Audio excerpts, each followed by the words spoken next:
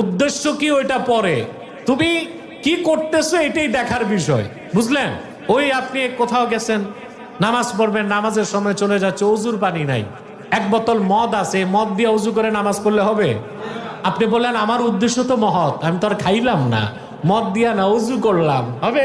এই পূজায় দৌড়ায়া, বড়দিনে খ্রিস্টানদের আস্তানায় দৌড়ায়া, পশ্চিমাদেরকে সেজদা করে, তাদের আদর্শ গ্রহণ করে কখনোই এইসব ভণ্ড প্রতারক মুনাফেক রাজনীতিবিদদের মাধ্যমে এই দেশে ইসলামী হুকুমত কায়েম হতে পারে না।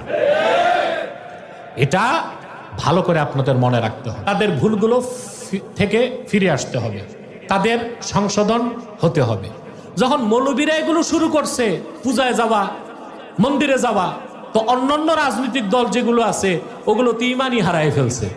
কথা বলেন, ইমানই হারায় ফেলছে। এদের কথা, আরে মৌলবী সাহেব এ লম্বা লম্বা দাড়ি পাগড়ি মাথায়